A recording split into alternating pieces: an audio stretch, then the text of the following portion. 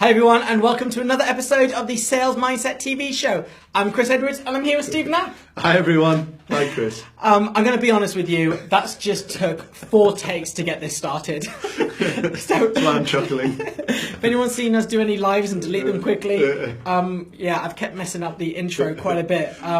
So we are speaking about leading voice, and maybe people don't consider me a leading voice in presenting after the mistakes I've just made.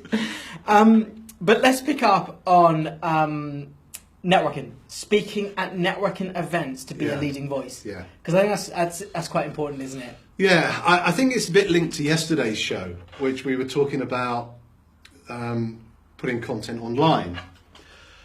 The next great place to take that is offline. Yeah.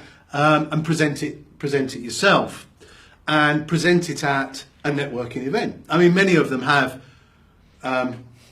are actually really wanting guest speakers, and if what you have is compelling and interesting, you'll be quite sought after to attend events. I think this has to go. Sorry to interrupt. I think this has to go quite neatly in with last week. I was talking about networking, how not to go in and oversell and inform and educate. So then people start to see you as a voice, and know you're not just going to sell. Well, I mean, that's a really good point, and let's not kid ourselves. There is always that element of selling in your pitch, just by maybe the branding that you're wearing, or the fact that you're directing them to a Facebook group or a website. But in this sort of opinion leader, this leading voice space that we're in this week, finding that right balance between adding value through some insight and education, let's call it, versus the sales pitch is really, really important. It is. So how much can speaking at a networking event increase someone's presence to be a leading voice? I mean, that's a great question, because there is a confidence piece as well, right? Yeah. I mean, and if you're new into business, you might be developing your content and might not be ready for it. I mean, I think it probably took me 6 months, actually, before I was prepared to stand up at an event and talk about a subject I've studied for 30 years. Yeah. Which is bizarre. When I was in Shell, I would stand up at the drop of the hat and do something. But there's a different pressure when it's your own business, because you're protecting the whole brand and your own position. We talked yesterday about defining an audience, and do you think that's important to make sure that you defined your audience before speaking at a networking event, so you can tailor what you're talking about? Well, I think you're right. I mean, sometimes if we are specifically talking about networking, the strength is at the breadth of people there, right? So you're hopefully pitching to the right networks where the predominance could be through them or their network. They could value from your service or product, and I think that's the way to address the pitch.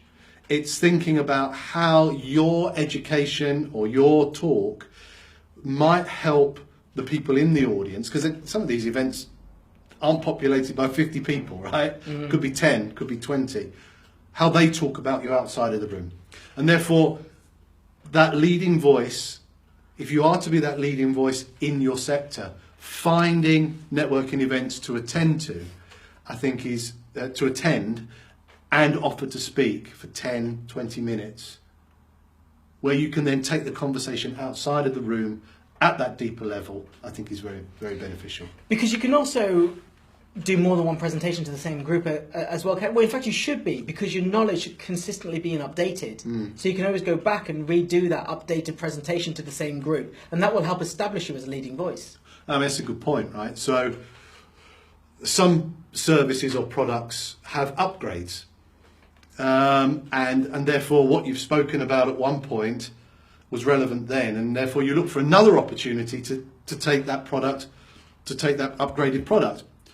It might well be that you develop an additional offer in your portfolio of products. Now, without being too salesy, that's filling a gap in the market, otherwise you wouldn't have brought it in. Yeah. So there's a chance to explain what gap there is, and why somebody being able to provide that service could be quite helpful.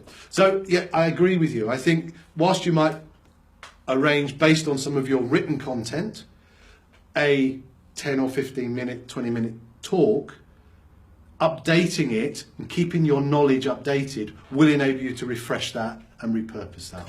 So just to make it clear, when we talk about speaking at networking events, it's the events that you go to, asking, can I present, in that slot, getting your name booked in, looking at your audience, and making sure that your content, your presentation is relevant to them. It is. That's a great summary. And to underline the first point, I'm not talking here to be a leading voice. You've got to go and fill Carnegie Hall, right?